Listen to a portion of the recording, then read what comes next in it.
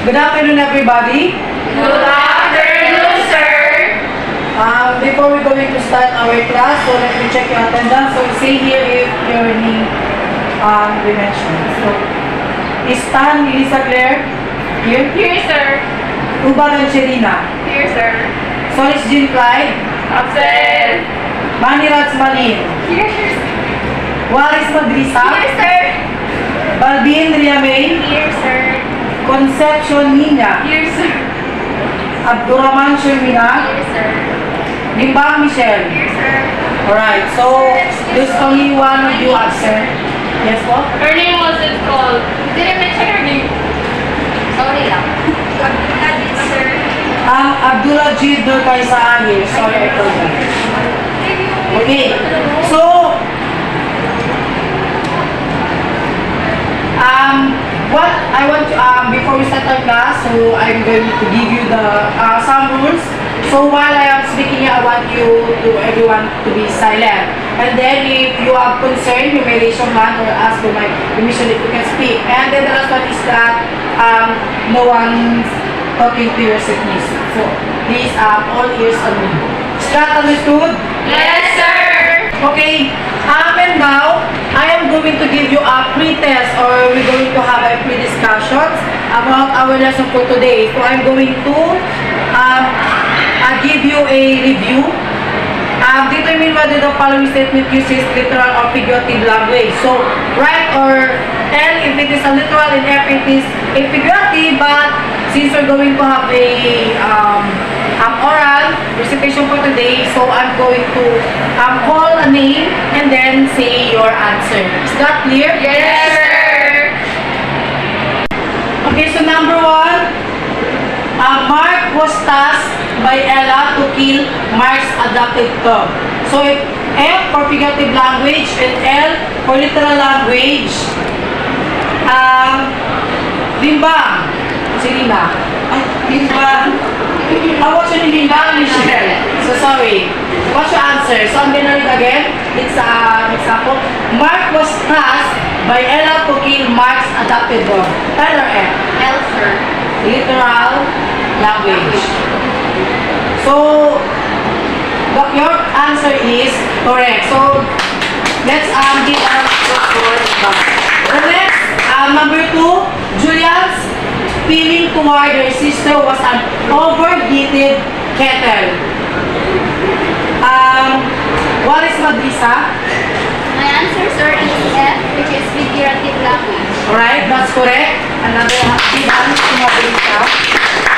Number three, for Matt, his sister was a thorn that should be plucked. Again, for Matt, his sister was a thorn that should be plucked.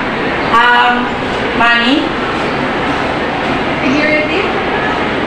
are you asking me? My answer is figurative language. Okay, that's correct. Give hands. Number four, Daniel's feet are like propellers of a steamboat.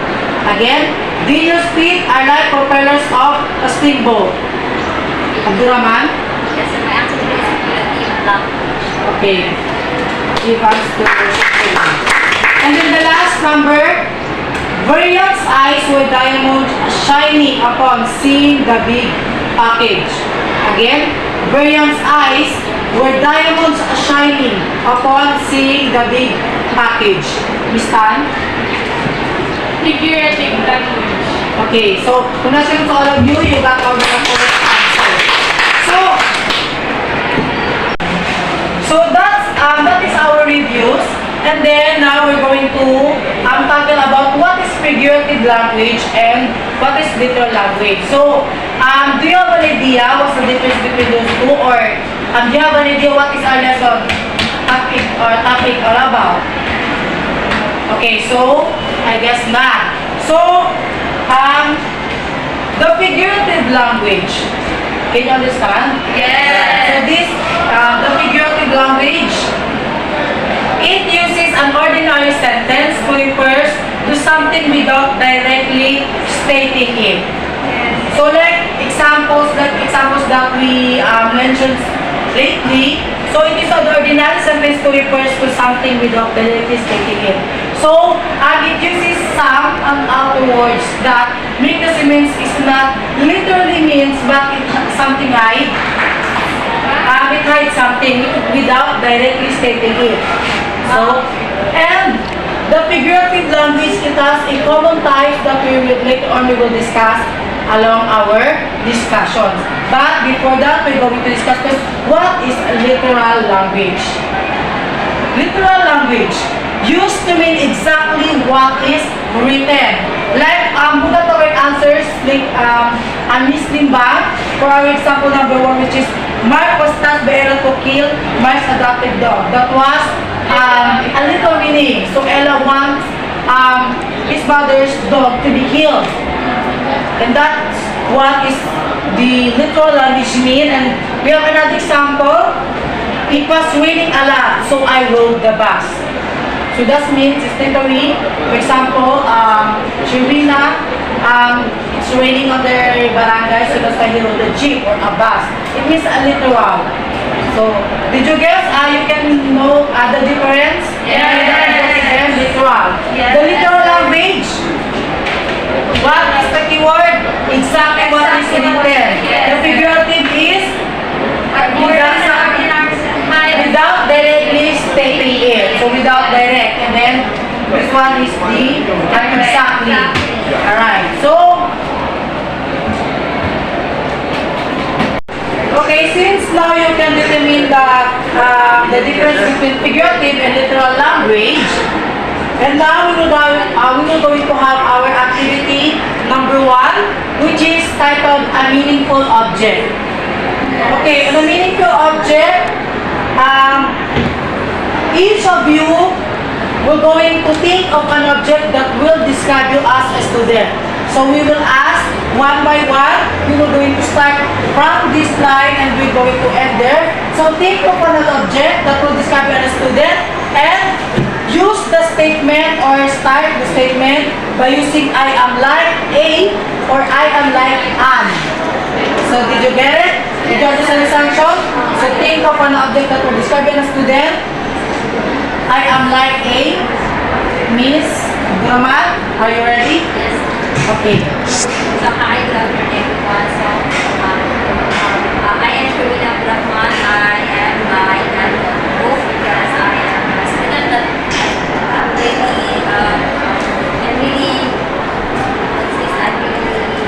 I like to learn new things. I like to learn new things. I implement into my private things I use it. So that's my knowledge will be wider for the students that soon sa people. Ayan, thank you very much. Give us Miss Abirama. So, she's able to think of, she is like a notebook because a notebook, connecting, is like collecting knowledge because notebook being, what we call this, collecting ideas and answers and our lesson. So that's why she as a student, she has a knowledge because she is learning. And now we will go to Nadine. Guys, very good afternoon. So I am like a watch because as a student, time is really important to learn new things, new knowledge, and time is very need because this would see the lesson or the knowledge that we gotten during our class. Ayan. Alright, so, congratulations to give us to Miss Balvin. So, she is like a watch because time is important or Yeah. time is gold. Alright, so, are you At tree because as a student I am strong as a tree because I always pass all the hardship and hindrances just like a tree who passed all the thunderstorm. Alright, congratulations. So, Miss Ubag is a hardworking student. So, she's able to describe herself like a tree. And now, next we have Miss Limbang. Miss Limbang? So I am like an egg because I easily break down when I get the lowest grade because of pressure of my family. Oh, that was so sad.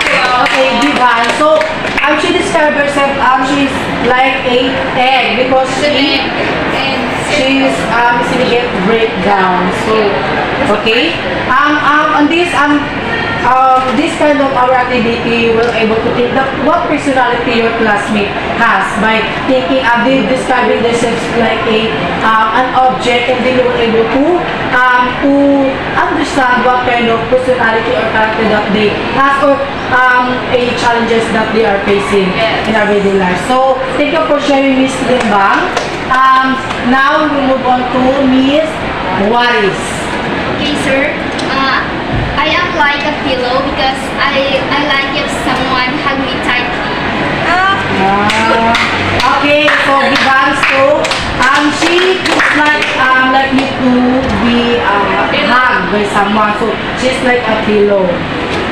And now we have Miss Abdulajid. Yes, sir. I am like correction tape or a whiteout because I want someone to correct me if I am mistaken. Okay, so like that, right out. So you want to be corrected.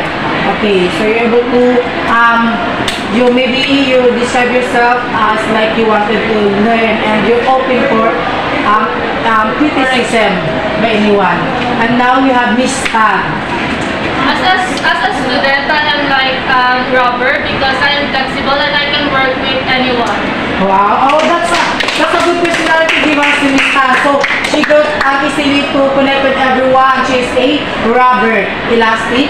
Yes. And now Miss Concepcion. I am like a book because as a student, I have the ability or capability to learn or to discover new learnings from the different lessons that comes from the different subjects that we have. Alright, so congratulations. She was the Miss Ina. And now we have Miss Manny. For me, I can say that I am like a machine because I am a workaholic student, especially when I felt sadness, because being a workaholic gives me peace, and also I forget my sadness whenever I miss my father. So that's all. Thank you. Alright, so give us to Miss Manny. So she discovered she's like a machine. Alright, so now since you answered our reviews correctly, and also you can now describe yourself in an object, so you're able now really figure out what is a figurative language that we are going to tackle, which is our focus for today's discussions. And as I've made mentions, figurative language, it has a common type, so that we will going to discuss.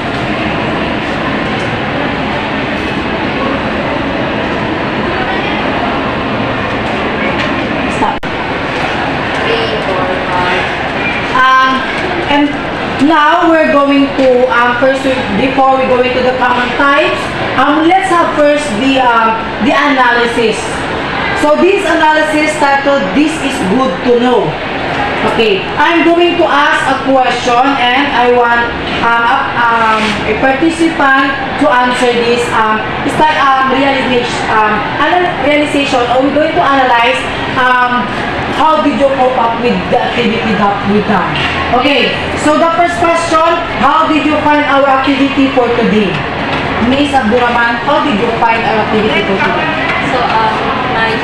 So for me, before we discuss, sir, the activity for today, it's really difficult because I have no idea from that. But later on, when you describe, when you give a meaning of it, we actually applied in ourselves our characteristic that used by the lesson topics. That's it.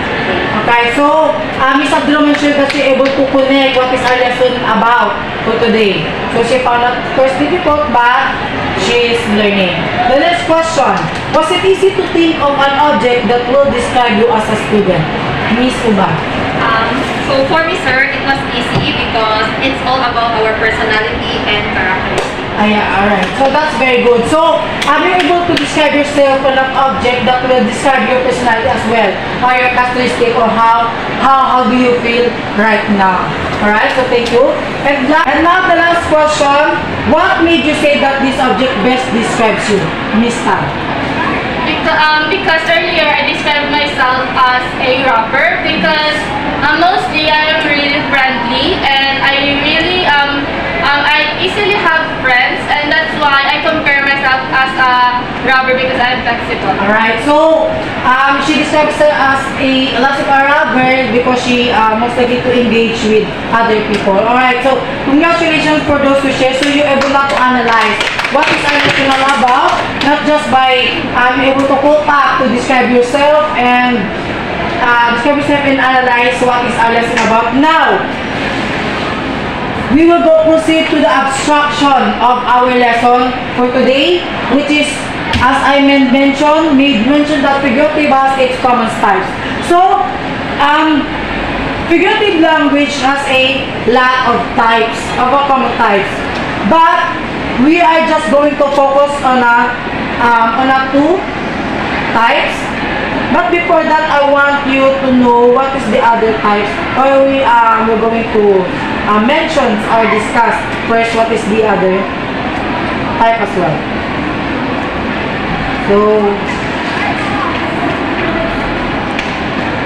So when we say figurative language, are you familiar with the common types? It has a 5 main branches of figurative. 3 include the metaphors, similes, personification, hyperbole, and symbolism. So those 5 are the main branches of figurative 3. But as I did mention, we're going to focus, which is related. How did our lessons activity goes today?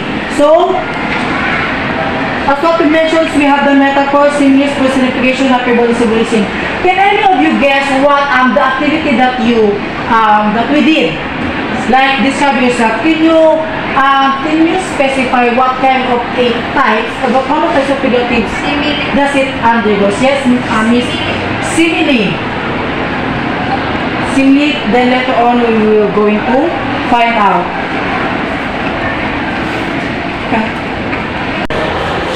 Alright, so thank you for sharing, Miss Abdulajit. She said she think that we're going our focus of today's lesson, which is the simile, which is like the simile, maybe because she think she spot something that we use that could link to what she been answering. So I want you to please open your learning module that I sent to your GC. So this can be seen on page 187 of your learning module. So we have first the figure speech. What is figure speech? Can you please one of you can read? Figure speech. The first one is the Figure speech first. What is figure speech? cut down.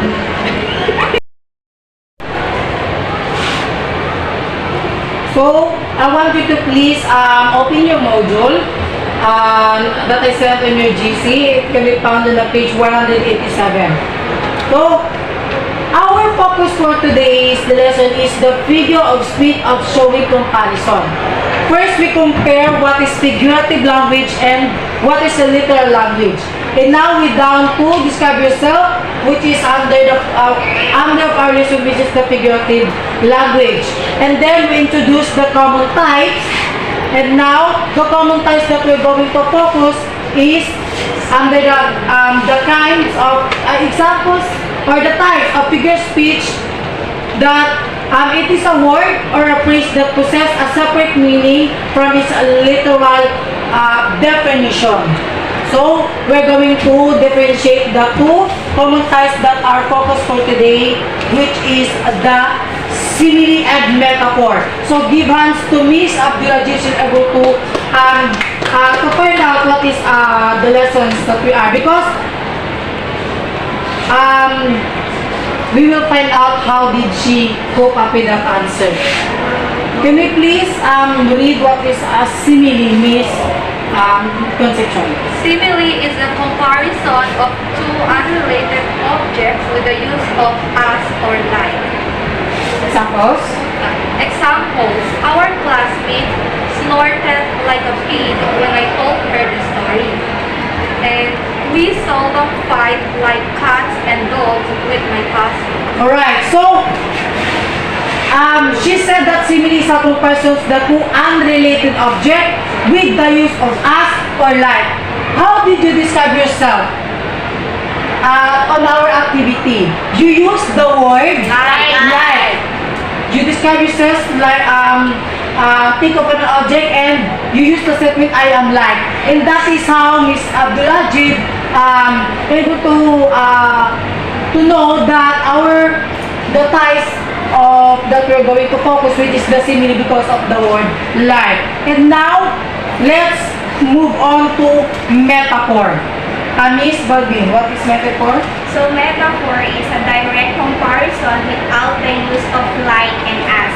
For example, life is a roller coaster. So metaphor is a comparison of two unrelated objects without the use of us or like. So, ano sabi? Cut mo daw. Alright, so thank you Miss Balvin. So, the metaphor, it is a comparison of two unrelated objects without the use of us or like. So I'll give another example like the recent typhoon was a monster. So that typhoon that we have, the typhoon that happens are the recent typhoon was a monster. So it compared two objects but didn't without the use of us or like. Another example, time is a money that needs to be spent wisely. Time is money that needs to be spent wisely.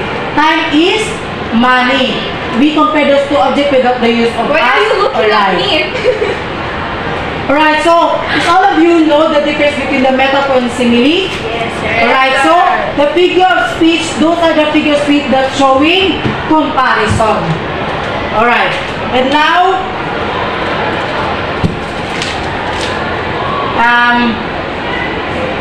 I'm going to ask, again, we're going to recap what is our lessons that we discussed. So what is a figure of speech? So any of you has an idea? Miss Concepcion, Atino, please. Repeat. Okay, Miss Balvin, what I have shared, what is figure of speech? So figure of speech, makes that language more creative, more expressive, and just more interesting. Okay, she mentioned that is more creative and most interesting. Why do you think so? So that is how figure speech are formed. So it makes more interesting and creative. Why do you say so? Let's think that activity that you did earlier. So you're able to think, you describe yourself as an object. So you can say do what your personality directly, but then I want you to take on the object that will describe you because it is to make the class more interesting. When I mentioned that you're going to describe your object, you're able to think, what could I share to the class? That what am I? Yes. So right? Yes. So you got that. It is more creative. Yes. So you're able to collaborate, to use your mind, to calibrate your mind, and that you're able to browse on what we have, your knowledge on the internet or your module or your papers if you do so. That how could you describe yourself as a object. So thank you for sharing what you. So what do you mean by comparison? So from the way to say comparison, you're able to compare. Compare. What do you think of comparison? Compare. To compare things or a object. So you can easily just compare some things without using any figure of speech, or can also by just a literal. So the next is what are the figure of speech that shows comparisons. So the figure of speech, it is either a simile and metaphor. So what are the figure of speech that shows comparison?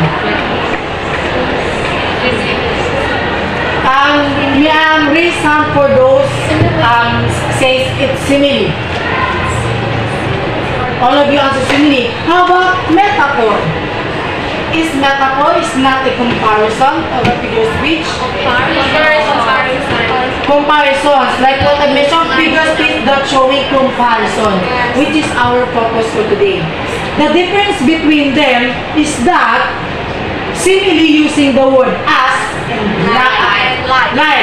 But the metaphors didn't use the as and like. So that is the difference between them. But they are both figure speech of comparison. And now, give examples of statements showing simile and metaphor. Can any of you can give just a simple examples of simile and metaphor? Yes, Miss Tan. Simile, Yes, simile first. Okay, you give example for simile. I am like a tiger. Okay, you're like a tiger because you're roaring or you're Roar. fearless. Alright, so you are like a tiger. So thank you, Miss Tan. Give us to Miss Tan. Give us to Miss Tan, please. Alright, so the next who can give example for metaphor? Anyone? Yes, Miss Malvin. Time is a thief. Time is Thief. Time is a Time is a thief. Alright, so time is thief. Why do you say so? Time is a thief. Time is a thief because you're not able to, you just didn't, what do you call this? You didn't know that this, for example, you're just doing things and then you find out that it's already afternoon or noon. So time is a thief. Aside from time is gold, time is a thief because it takes some moments, especially special moments that you just think that it just happened and it can never be happening again. It's already in the past. Alright, so thank you very much. Thank you for that. And now we're able to find out the two figure speech of comparisons, which is the simile and the metaphor. We know the difference and we know the examples. And now I want you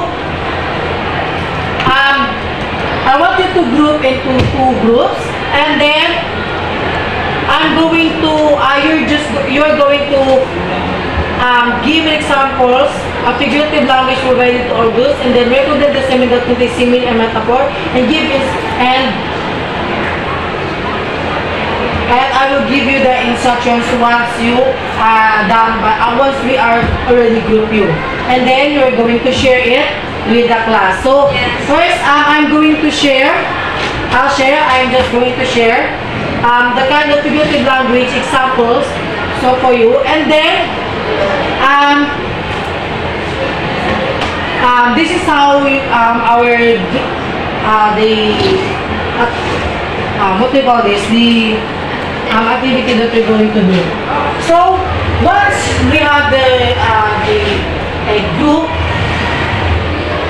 what do you call this? We have the two groups. So I want you to be divided. So the group one will be here and then the group here. So when I already give the examples, an example of example figure of speech, and then you're going to define what it is a simile or a metaphor, you will going to answer it by in a creative way. Like for example, use any sign, use all your body, your fingers, your eyes, your hair, any part of your body to give a sign as like a simile and a metaphor. So you're going to choose each participant in front. So for example, I give the figure of speech. And if it is a simile, you're going to give a sign to this participant. It is a simile. Anytime you're going to give her a hint first. So once I give you time to cooperate, so when we say going to, if it is a simile, this is the sign. If it is a metaphor, this is a sign. And then the two participants will going to share the answer to me. So you're going to shout. For example, simile. So that is how we're going to our games be done. So let's count 1, 2, 1, 2 to your group. So let's start here. 1, 2, 1, 2, 1, 2. Last number is 1. So group 1 here and then group 2 there. Please group yourself.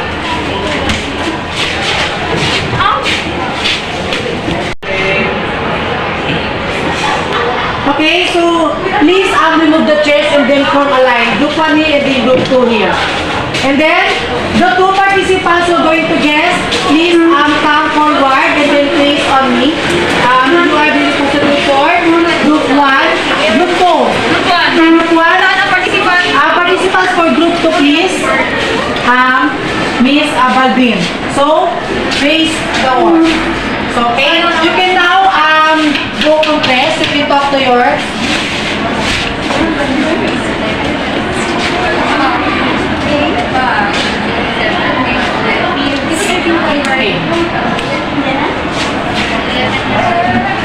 okay.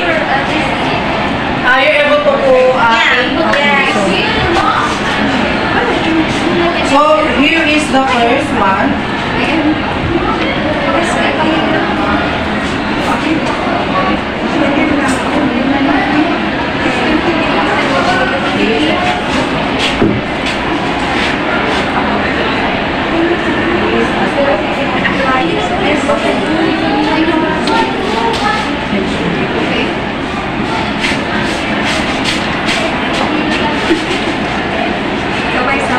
Sabay-sabay tayo. Kita ang sakamay.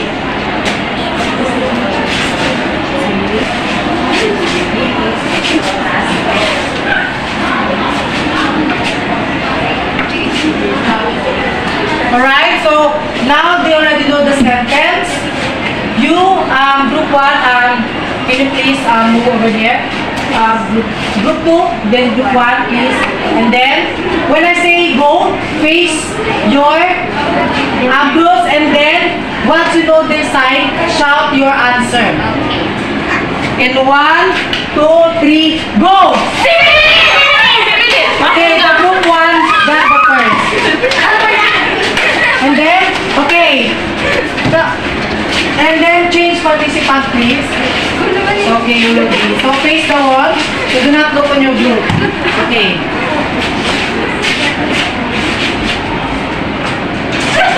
Kalaban tayo ngayon, ha? Walang friends. Nagatingin siya. Seryoso?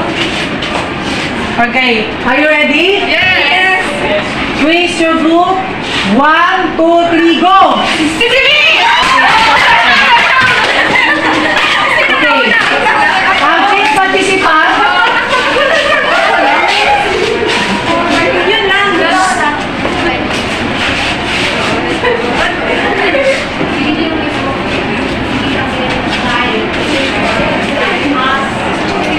As like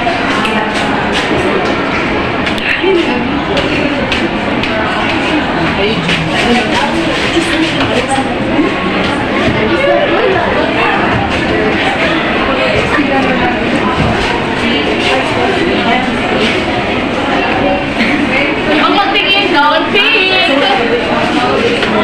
narcissistic.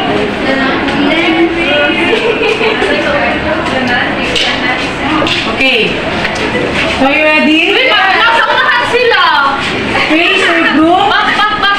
Back. 1, 2, 3, go!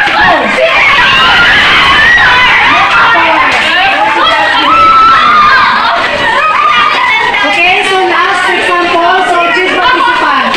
Okay, we'll do last.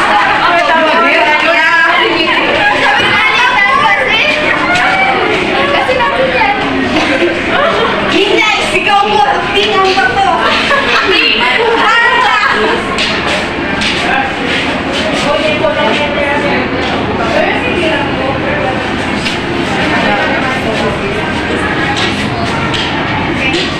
You know the answer.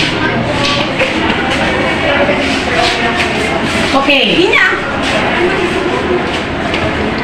Face your group on 1, 2, 3, go! Okay. Okay, so both of you got to score. You have a tie score. So give us to everybody. So before we end our class, so you're able to find out what kind of figure speech of comparisons that examples I give to you. So the first one we have, which is the simile. So we have the he is as tall as a mountain. So how is it become a simile? Because of the okay, the number 2 examples, my best friend sings like an angel. The number 3, life is a roller coaster. What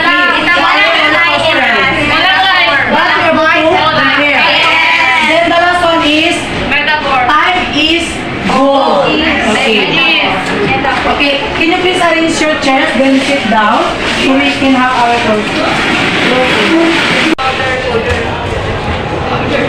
So again, we will going to before we going to close our class discussion. To end rather, let's have this first a recap or realization. So since you're able to determine what is the figure speech comparison, so what is the two kind of language that we discussed? Okay, so figurative language, it is a something without directly stating it. The literal language is exactly what is written. And then our focus, the two common types, it is the figure speech of comparison. The figure speech of a comparison. Okay, so now, reflect on this quote. Share our similarities, celebrate our difference. By M. Scott Peck. Share our similarities, celebrate our differences. How can we share our similarities? How can you share your similarities? To what? Share similarities, how can you share it with others? Compare it with others. Okay, then you able to find out what's your similarities. Oh, you like this and you like that? Yes. And okay, then how can we enjoy our difference to others? Since you find out that we have different similarities, of course we're going to know that there's a differences on among us. So how can you enjoy our differences? How can you enjoy? Can you still be friends or can they bonded as well? And how can you enjoy that? In a collaborative way by accept the unique of everything. yes, accepting the uniqueness of everyone. Another answers. That's all. Enjoy our differences. It is being what? Being united. You're being unified. You're going to think that despite of these differences, you can be as one.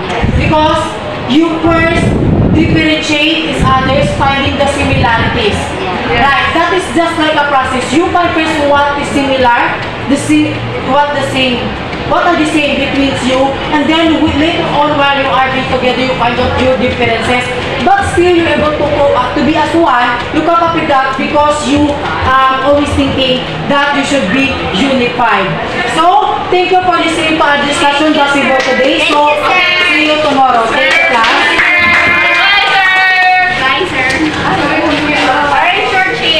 Hey, gawin ako ng script ha. Good morning, ma'am. I am Nina Di Concepcion, and I will explain now the principle that we choose out of each factor and how we show it on our video. So the first principle is the nature of learning process, which is how the flow of our discussion being done.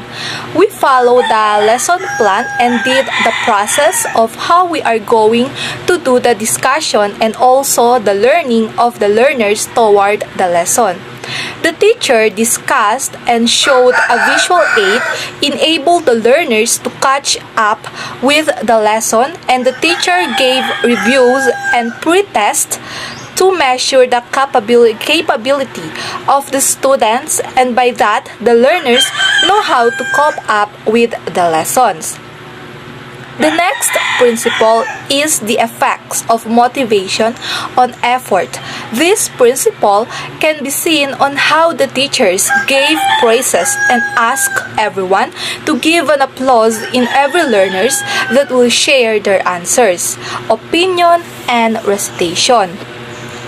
By this kind of method of teaching, the students will be motivated to give a good performance at class, and also the other students will try to give their best as they feel inspired of getting to know that making a mistake is not a problem and doing a good job is celebrated. The third principle that could be seen is the social influences on learning, which is the student can be learned and grow by giving them time to socialize and go out of their shell.